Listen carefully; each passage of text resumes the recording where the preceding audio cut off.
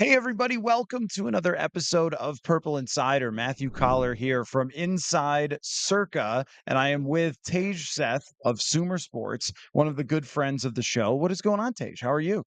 Good. Yeah. Thanks again for having me on. Always love to do this show. Excited to be here in Las Vegas this weekend, hanging out with you for the Circa Million Circa Survivor contest. Should be a really fun time. I know. I was surprised that I got invited to something this cool. And if you're watching the video version, there is a huge radio row that is sort of like a mini version of what it's like at the Super Bowl. There's a big projector screen and stage, and our friend Eric Eager's name is up there because he's going to be giving a speech at some point. So this is a really cool setup for us. And I will tell everybody about the why we're here in a minute, but we got to talk football, Mhm. Tej. And I want to play a little game with you because you are one of the smartest people I know when it comes to football. Okay. And you've done so many great analysis and breakdowns and analytics and everything else, right? But here's what I want to know. Things are always changing with the numbers in the season, but in the off season, they're not changing with the numbers. It's only the information that we have, that Yeah. we get from training camps, preseason games, whatever. And we're always trying to figure out which one of that information matters, Mhm. right? So I want to know from you about where your mind has changed on things throughout the offseason, even since we last talked, once training camps and preseason started. And we'll just begin with the Minnesota Vikings. Has your mind changed at all from where you were, say, at the end of the draft Mhm. to this moment here as we approach the beginning of the season?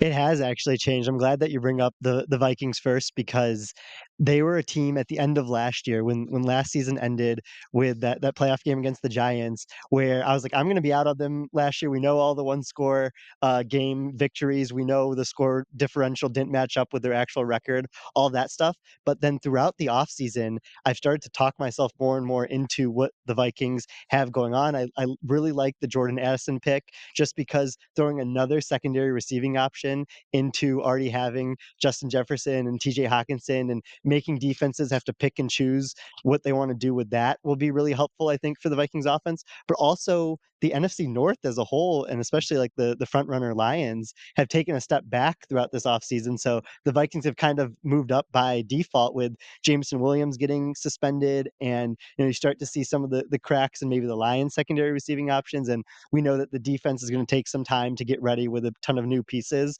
Like I'm starting to see more of a path for the Vikings to win the division again. And it's funny because when we talk about those one score games, which come up endlessly, it's always, well, it's like a fact of nature that Mhm. they'll just regress. And of course, I think we all agree that 13 wins is probably not going to happen again or is very, very unlikely, but that's always unlikely, even for really good teams. Yeah. And the only teams that have ever just done that year after year, 12, 13 wins are the Patriots and the Peyton Manning Indianapolis Colts, and Mhm. even the Green Bay Packers over their many years with Favre and with Rodgers, they would still have 10 win Yeah. seasons. They would still have 11 win seasons. It wasn't always just winning every game.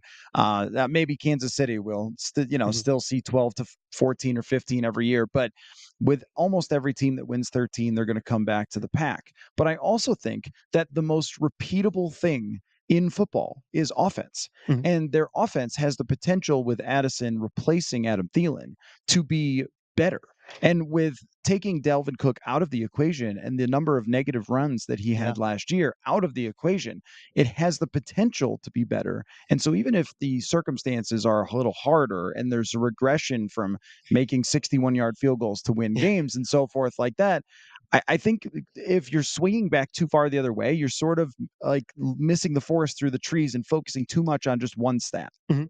Yeah, no, I think that's a really good point, and we kinda saw that with the Bengals the 2 years ago to last year, where the Bengals' performance was better in the playoffs, like, they ended up going to the Super Bowl instead of last year losing in the championship game, but, like, the Bengals were a better team last year, so maybe the Vikings' performance, from a results perspective, isn't there this year, like, maybe they end up only going 8 and 9, 9 and 8, like, their team might be better, and that's what should give them, some hope in the future, and, like, I think the Dalvin Cook point is really interesting.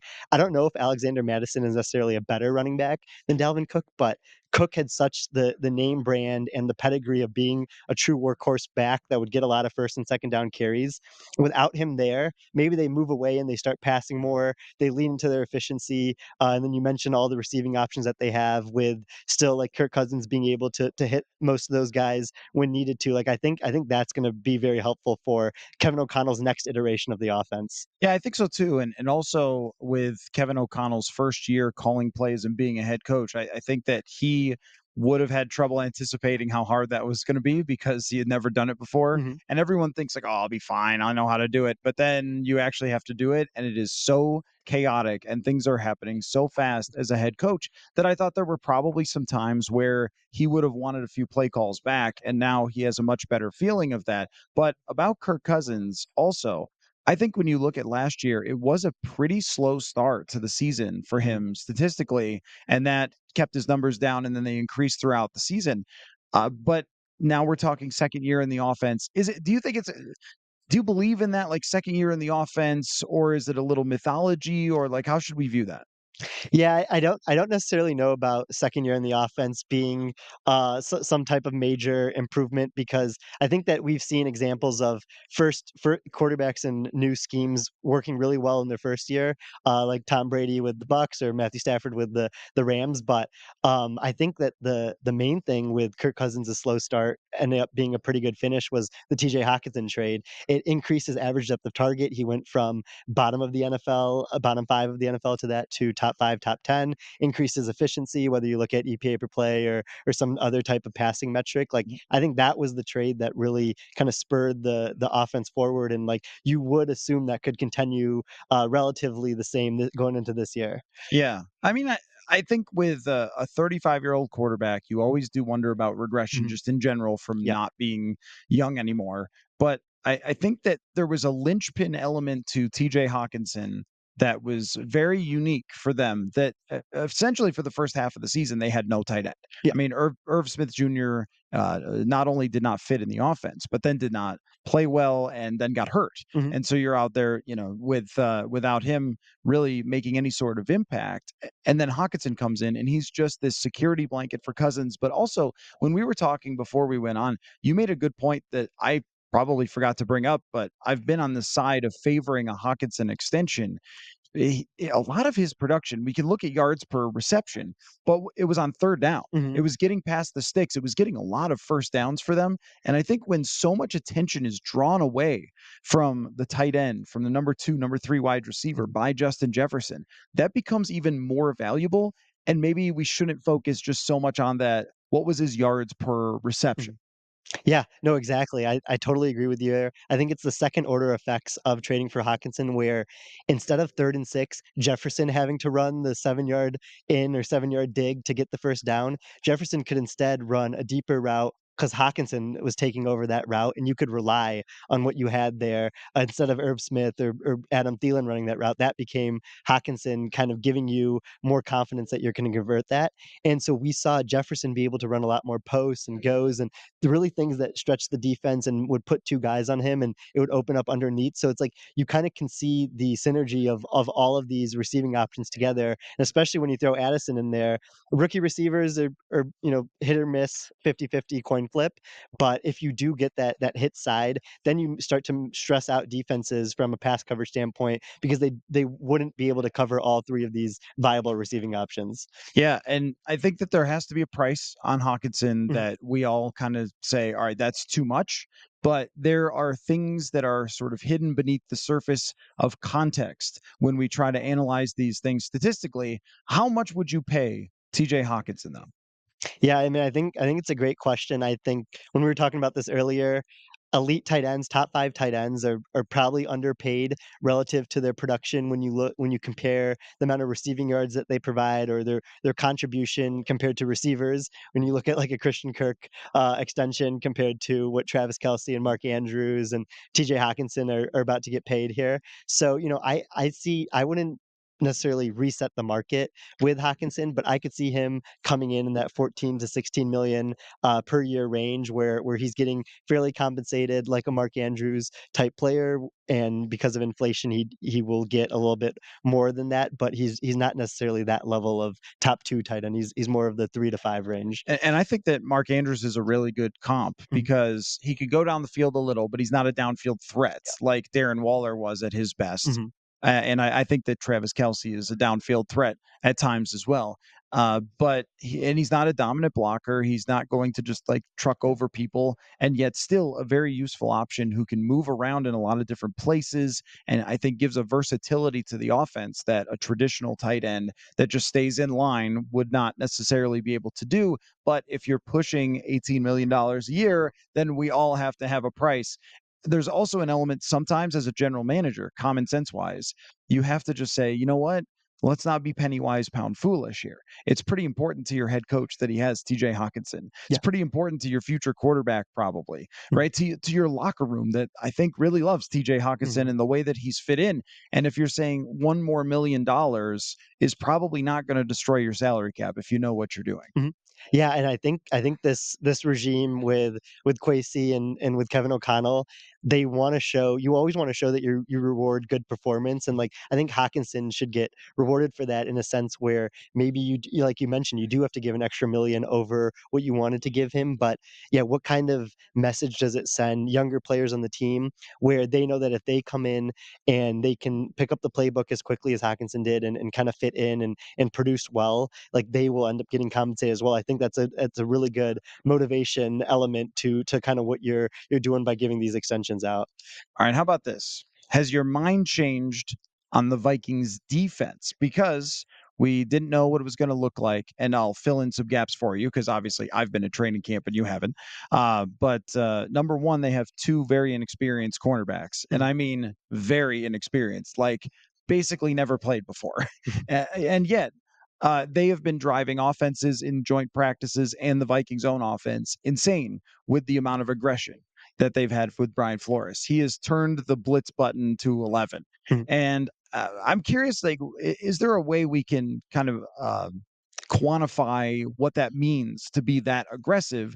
Also countered with if you're that aggressive and you're leaving corners on an mhm, island, that could be really difficult, right? So, like, how do we put that all in a pot? And if I tell you that they've been, I think, very good in training camp as a defense, would that change your mind at all from where you would have been maybe after the draft? mhm.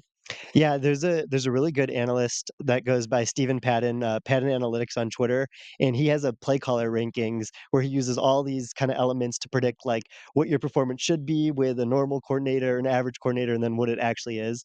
And he put together a good piece that showed there was no bigger defensive coordinator jump than the Vikings going to Brian Flores this season out of all the changes around the league. So I think you can be confident about what Flores has to offer as a coordinator.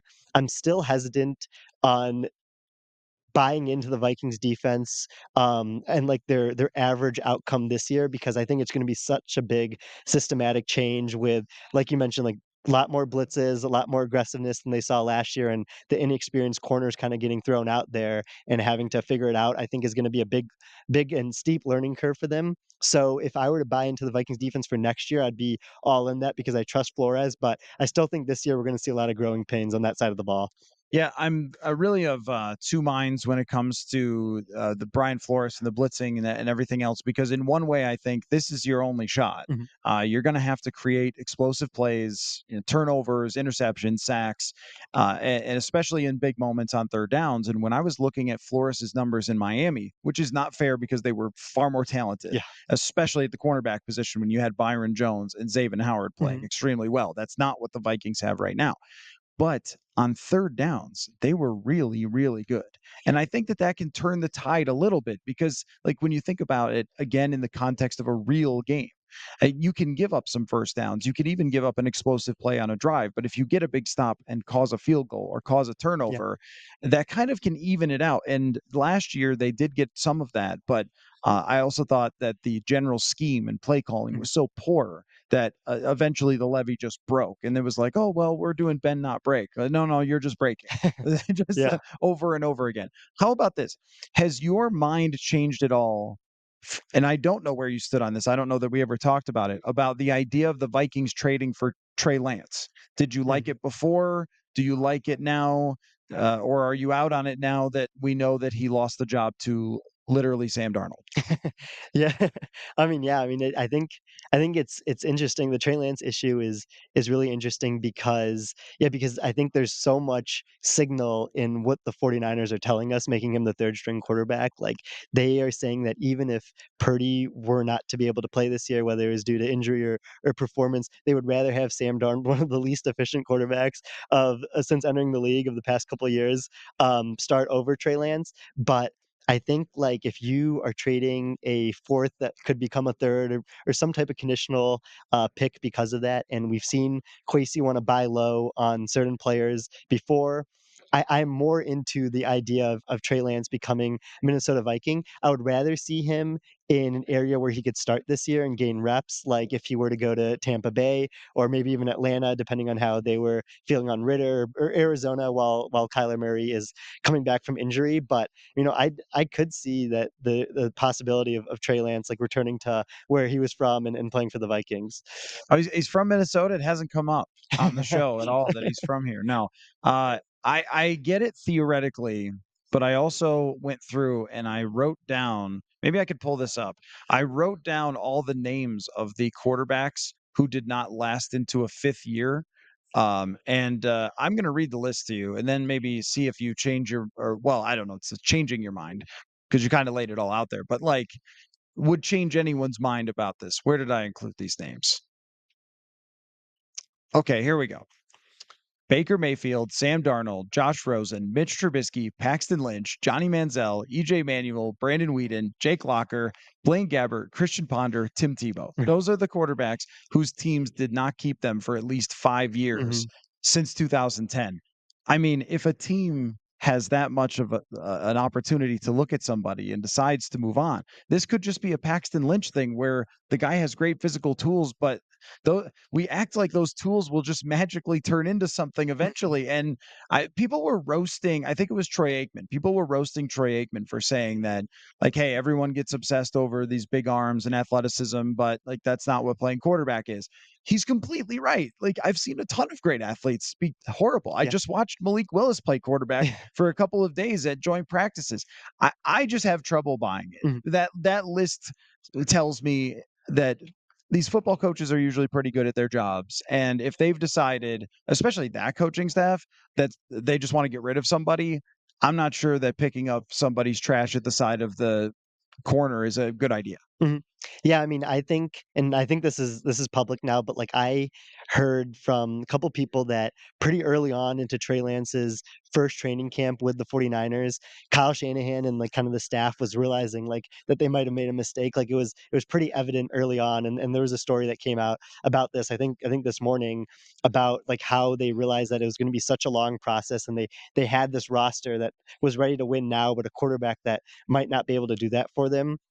So, and then he just doesn't get any reps his first 2 years. He only plays in 4 total games. So, I think just like the lack of experience makes it a tough pill to swallow for like why like you would want him as your starting quarterback with like if you have a roster like you do with the Vikings. That's why I said like if I was a team that was like projected to be pretty bad this year, like why not, throw out a fourth round pick for him. But I do agree that it's a lot tougher for the Vikings to make that trade because if Cousins were to go down or if Cousins were to leave next year, like I don't know if you'd want to have this roster that's worth about 8, 9 wins in the eyes of the market have a quarterback as unknown as Trey Lance. Yeah, and even just as a backup, then you're using a year of his contract, Hmm. and That too. then if he's even okay for you, you have to decide whether to pay him, and then you end up in the Packers Jordan Love Yeah. situation, who we'll get to, and then or the Daniel Jones situation where you just end up overpaying a guy who's not that good because he had a really good year in his contract Yeah. year, or I shouldn't call it a really good year. He had two really good games against the Vikings in his contract year, and that ended up Yeah. getting him paid. But none of us think that Daniel Jones is taking the Giants anywhere. Mhm. So because they're locked into that. So I don't love that idea because I think that the absolute best case scenario, the wow, he became Josh Allen, is basically impossible. Mhm. And the wow, he became Daniel Jones to me doesn't do anything. It's just Daniel Jones is probably the best comp, even though you don't think of him Yeah. because he's, I don't know, like it's funny how he ran prolifically last year, but he runs like a 4.8. Like I don't really understand Daniel Jones. But anyway, Jordan Love. He had an amazing preseason. I never put any stock in the preseason. In Mhm. fact, it went from 0. Is this possible to be below 0? It is, I think, in percentages. No? Mathematically, no, doesn't work. Okay, so it's But I 0. like the thought there, yeah. It is 0, but the stock I put in it has gone even down, even if it was 1%, because teams are playing even fewer starters. Mhm. So even if Trey Lance had looked good against starters, I would have said that this is nothing in preseason. However, he has done enough for the Packers to not have look at him like Trey Lance, Mhm. which is something on its face right there. Has your mind changed about Jordan Love at all over this spring, summer, whatever it is, late summer now? Mhm. Yeah, I mean, I've always treated Jordan Love, even going back to last year, as one of the most important players in the league this year. And I don't mean important from like a value sense. Like obviously that's Mahomes and Allen and Herbert and Burrow, but like I mean important as in he could totally sway the outcome of what happens in the NFC depending on his play. If he lives up to his draft status and then some, and we get top 12, top 10 quarterback play from Jordan Love, the Packers probably win the NFC North and they're right there in the divisional round, competing for the champions of the NFC. But like if we get bottom five performance because he hasn't played football at all since being drafted, and the one game that he played, the full game, like he didn't do that well. Then that totally changes how the Packers have to view like maybe a rebuild mode that they have to go into, even though they have some nice young pieces like Rashawn Gary and Christian Watson. So I think I'm still on the like kind of the train of like he has a super wide range of outcomes and yeah, nothing he's done so far has really swayed it. I like how you mentioned preseason. Remember when Romeo Dobbs last year was supposed to become the next great receiver because of preseason and didn't end up doing much. So um, I, I still think that like his range of outcomes is just so wide this year. Yeah, I remember going back, maybe it was a couple of years ago, and looking at the preseason statistics for all the quarterbacks and just dying because there were so many bad Yeah. quarterbacks who had great Hmm. preseasons. Well, think about this. Once upon a time, Nathan Peterman beat out Josh Allen for a starting National Football League job. Based on his Hmm. preseason performance. Yeah. And now, of course, Allen was a rookie, and I understand why they kept it slow. But still, like Nathan Peterman played so well in the preseason. That's why Hmm. this man still has jobs in the Yeah. NFL. Like, how does that guy have a job? Because every preseason and training camp, he knows where to throw the football, Hmm. but it's completely different, obviously, when they're game planning for you and so forth. With Jordan Love, I think that there is a safe bet to make. We're in Vegas. We should talk about bets to make. There is a safe bet to make that he throws like 24 touchdowns, 14 picks, or 10 picks, that it's like 4,100 yards, and PFF ranks him 15th. And I think that that actually might be the closest thing to right. I Hmm. think he does have some really good tools, but I also think just even going back to when he played and when he was in college, I don't know that he sees everything that well. At least that's how it looked to me. And when guys throw interceptions in college, they usually throw them in the NFL. So I think that there will be some recklessness to Hmm. Jordan Love's game. And even in his preseason games, as great as his numbers were, you still saw some like, oh, okay, what? Huh? Yeah. Why? But I think that the upside can actually be okay. What I'm curious about what you think is the supporting cast, Hmm. because they didn't go out and sign a big wide receiver. They drafted a receiver. They've been developing that group around him with draft picks. And I think Christian Watson could be quite good. Or according to Packers bloggers and stuff, he has a higher ceiling than Justin Jefferson. I remember that was the peak of the offseason when someone tweeted that Christian Watson has a higher ceiling than Justin Jefferson. But uh, what do you think about what he has to work with? Because I went into the offseason thinking this is horrible that what he has to work with, and I think that my mind has changed a little bit based on what you see from training camp from their wide receivers coming out from Packers reporting that it might not be that bad, but it's not like he's dropping into a Vikings offense where you just have weapons on weapons. Yeah, I mean, first of all, like, between George Pickens and Christian Watson this year, Justin Jefferson has had enough bulletin board material Yeah, to, but that's a real quick, that's how you know. That's yeah, how you know mhm, you're number 1. yeah. It's like, is this guy the next Mahomes? Like, when I was growing up, this is, old man coming for you, but it was, is Tracy McGrady the next Jordan? Like, no. Like, right, Yeah, everyone was the next Jordan. So mhm, I'm sorry to interrupt, but that no. is this has always been a thing. I'm sure that after Babe Ruth hit 60 home runs, there was some guy coming up from the majors where they were like, "Will he be the next Babe Ruth?" And no one was until Yeah. Shohei Ohtani. But anyway, sorry. Carry on about the Packers and their situation.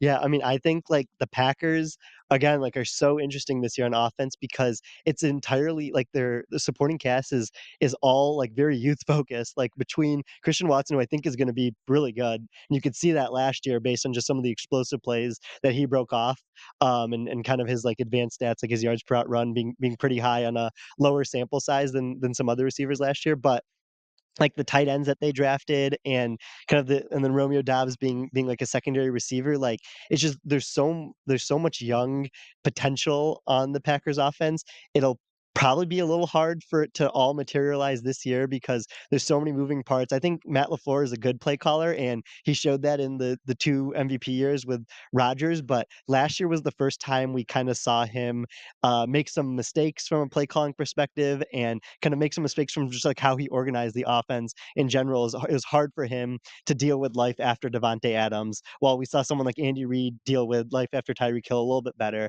So I think that this is a big year for LaFleur, especially in like how can you get all these new pieces between Love and the tight ends and the two new receivers that are in their sophomore year now and figure out how to make this all like coexist together. And that's what's going to be the big challenge for him. I do think there might be some value in just running the offense Mhm. with a quarterback, not a quarterback who thinks he is the head coach, Yeah. offensive coordinator, general manager, owner, and also health coordinator as well. He is. I think that he at times was a detriment to Matt Mhm. LaFleur last year, where of course all that stuff when he was doing better before he started drinking weird teas and stuff in 2020 and 2021 was probably helping LaFleur prop him up a little. But I think you saw the once Rodgers, some of those physical skills weren't as great when once the receivers weren't as great. That strategy of just saying I am the captain now Yeah. is not great. So I think Lafleur is a really good offensive mind, and that could benefit Jordan Love. But how far that takes you is a question. Okay, last one. And then you got to go. I don't know. You're doing shows over here. You're coding things. I don't know what you do at SumerSports. Has your mind changed at all on Justin Fields? Yeah, I mean this is another great topic. I know that Haley English, who used to work here now is at the Lions, would love to hear us talk about Fields today. I'm still at the same spot with Justin Fields as well, where I think DJ Moore is going to help the passing game from a production standpoint, but I still don't know if Justin Fields, as good as his rushing ability is, as good as his accuracy was in college, is going to be capable of being a top 10 NFL quarterback because he still needs that passing ability to become NFL average, and I Mhm. still think he can throw the ball really well, and we saw that multiple times last year. It's really the sack rate that was really bad last year. I think he took a sack on I think it was like 15 to 17% of standard dropbacks last year, which was the highest rate in the league. And the offensive line didn't do him many favors, but we know that the quarterback can control a lot of his sack rate. So I'm more of a wait and see with Fields as well, where if he can lower that sack rate, it'll probably come at the expense of lowering his scramble rate as well, because we usually see those things go hand in hand. So does he want to take away his explosive scrambles to make sure he's not getting sacked as much? Like I could see that, but you're also losing like what made you so special last year. So I still don't know with Fields where I'm still like if I had to pick one way or the other, I don't know if he would be the Bears starting quarterback in 2024 just because of the sack avoidance and some of the passing ability, but there's the potential obviously is still there. I do buy a little bit reports from training camp because I think when you get to see a sample size of a guy practicing day after day after day, you get a pretty good feel of what it's looking like. Mhm. And at least from Bears reporters, it feels like it has taken a step forward. Now, it's very similar to the Trey Lance discussion. How far is a step forward enough Yeah. to pay that man Mhm. eventually, right? And that when Chicago drafted him to save jobs, they drafted him at a very bad time to draft a quarterback in your progression Yeah. because the team was going down. Like Mhm. if the team around you is going down as you draft your quarterback to try to save your butt, then you're going to end up wasting a couple years, which they have in Chicago. So I do buy that he can be the second half version closer to that, and that they can be better offensively, and that he's going to make dynamic plays, and that he can actually have someone catch the ball when he throws it to them in DJ Moore. But it's hard to see it being better than mid pack. And Mhm. that puts you in that same discussion that we're always in, even if it has been raised up his level of play in the passing game with a little bit better options and weapons and stuff like that. So but my mind has been changed only a little bit on that. Mhm. But I was never as aggressive as Haley. Like Haley, she was really against Justin Fields and his future. I guess I want to hedge a little bit more than that. Tej, we are here for the Circa Million and Circa Survivor contest, which you can sign up until September 9th Mhm. at 2 p.m. Like, they've got the exact time. You have to come here. It's worth it to come here. Oh, yeah. This place is amazing. We took a limo here. Did Yeah. you know we were getting a limo? I had no idea. I think my limo driver didn't like me because I had to take a picture of the limo No, I when I took a got there. picture Yeah, too. I saw your picture as well. I'm like, I have to take a picture with the limo. Like, I don't know if I'll ever ride in a limo again. And then I was doing all like the childish things, like I was rolling down the window and like looking out and seeing Allegiant Stadium and seeing the rest of downtown Las Vegas. He's probably thinking like this guy can't even control himself in the limo. But it was a very cool experience to to be in that and to be here where you can hang out at Stadium Swim. Like I'm sure we'll throw on our bathing suits and go out and watch some college football this weekend if we want to, and then just like to be with everyone that's here in general. Like I think it's gonna be a really good time. I'm just going to go ahead and say that we probably didn't cause the limo driver as many problems as other people have in that limo in the past. Like Yes. I was sitting there inside of it thinking like, what's happened in here? Like if this limo could tell stories. But anyway, that's what we're here for, though.